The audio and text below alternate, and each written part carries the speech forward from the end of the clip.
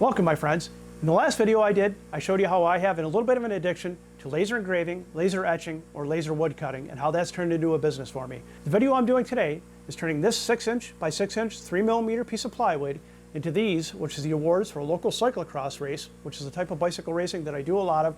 I have plenty of videos on my channel if you want to see what that's all about. But follow along as I show you the steps. It's pretty cool. All right, before we actually get into making the awards, a couple safety points that I want to talk to you about. If you're getting into laser engraving, laser etching, or laser wood cutting, these are things you're going to want to bear in mind every time you're working on a laser. Always have some sort of eye protection. You want to protect your eyes. If you're staring directly at a laser, you could actually run the risk of burning your retinas and losing your eyesight. That's a very bad idea. You don't want to do that. These are the ones I use. I'll put a link down below. You can certainly buy those ones if you want, or buy something, but please make sure you have something to protect your eyesight. Losing your eyesight is a really bad idea.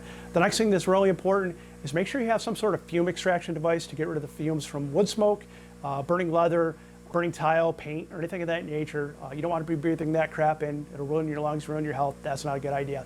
The very next thing is always make sure you stay with your laser. Never leave it unattended. If you do, you run the risk of it stopping midpoint, especially if you're burning wood or something flammable.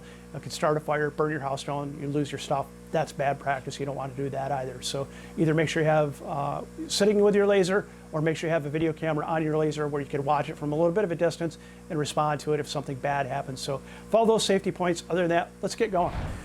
All right, as I said earlier, for this project, I'm using a 3mm thick, which is about 1/8 of an inch by 6" by 6" piece of plywood, Baltic birch, and cutting that out, or cutting the award out of this. Some folks will treat this ahead of time with either a baking soda and water mixture, which is called the Kenny hack, or borax and water. Helps engrave a little bit cleaner. I'm finding with the project that I'm doing today, I don't necessarily need that, so I'm doing just a bare wood. Okay, moving along. So because I'm actually mass producing these, I have 108 of them to do.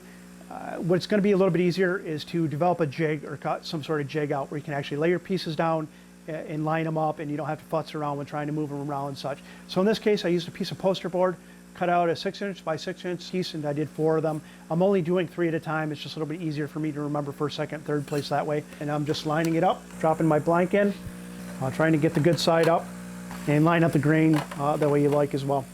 So that's that as far as lining it up in the jig. With the laser I have, this is an Ortur Laser Master Pro 2. This is a very good hobby laser. If you didn't see it from the video I did previously, check that out and look at it online. But I'm running what they call air assist, and what this is basically a pump. It's going to blow some air into the laser area, which clears out the smoke, and it's going to cut a little bit more precise, and you won't get flare up and burned as much. And that definitely is something you're going to need. The other thing that's really important with the laser, especially the Ortur, because it's a fixed focus laser, is you're going to want to make sure you use your measurement device. Line that up to the top of the plywood that you're using. That's how it focuses the laser, and that's how it's going to work appropriately. Okay, moving on to the software that I'm using, and that a lot of people seem to use. It's called Lightburn. It's a very intuitive software, very powerful software. I do all my design work as far as this situation in Lightburn. You can do quite a bit with it, and it works out real well for lasering and CNC, I guess. I'm not familiar with that aspect of it, but definitely for lasering. In this case, I have my first, second, and third place medal, or award, I should say, for the U19 Junior Women's. I've already done all the designing, and these are ready to be sent to the laser. I would just click start, it sends the information over to the laser, and then the laser starts either etching or cutting. And to do that, etching and cutting, what you're going to do is on the right-hand side, there's cut layers. The blue layer, which is all the lettering, to be etching, and the speed for that, and this is where it makes a differentiation between cutting and engraving. The speed for this one's going to be 1,000 millimeters a minute and 90% power. And then the next layer from there would be the actual logo, which is for BonkWerx Coaching, or BonkWerx cyclocross race that's being put on. And that's set to 2,080%. I want it just a little bit lighter than the lettering, which is going to be darker. Moving down from there, we have the orange layer, and then the red layer, which is the outer edges of it, or the cog of the cassette or chain rings, is the speed is set to 495% power.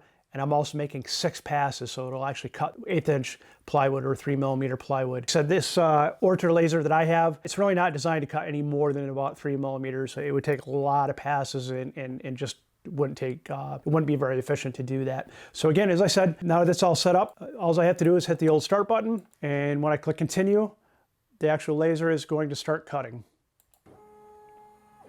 And there it goes. Earlier, when I mentioned fume extraction, the one I use is the AC Infinity It's available on Amazon. I'll put a link down below to this one. It's a 6-inch vent, which vents out the side of my garage.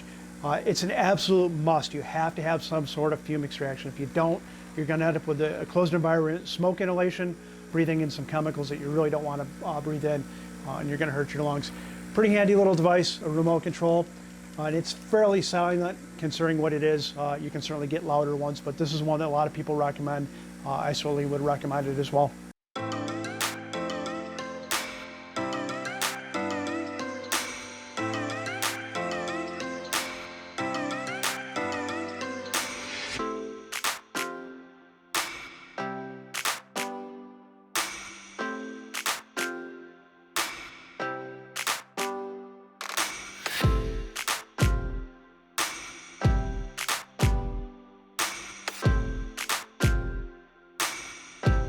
So we just finished cutting and engraving the 3 awards that we started out with. Going to home the laser to get it up out of the way, and then we're going to pull these awards off. And you can see, cuts pretty cleanly. And then there's the cutouts. The idea is not to move the jig if you can at all help it. It's taped down pretty good. The other things that can help yourself out, especially if you're doing any cutting, make sure you have some airspace underneath, allow airflow, and it'll actually cut a little bit better as far as I can tell, or as far as I've seen. Those are the awards. All right, my friends, that's 3 of the 108 awards that I need to do for this project. You can see it's not very difficult. Once you get your speed, your power, and your laser focus, it's gonna work out pretty well for you. If you're new to the hobby of lasering, it's gonna take some time to get good at it or get better at it. You're gonna make some mistakes, you'll learn from those mistakes, and eventually you'll be able to pull off some good projects. If you take nothing else from this video, please pay attention to the safety things that I talked about at the very beginning. Make sure you have some eye protection. Make sure you have fume extraction so you're not breathing in harmful chemicals and harmful vapors, smoke, or whatever. And also make sure you don't leave your laser unattended. You don't want to burn your house down. That would be very bad. Beyond that, I want you to know one thing. Your couch sucks. It's time for you to get up, get on, and go out in your garage and do something epic, like make some awards. See you.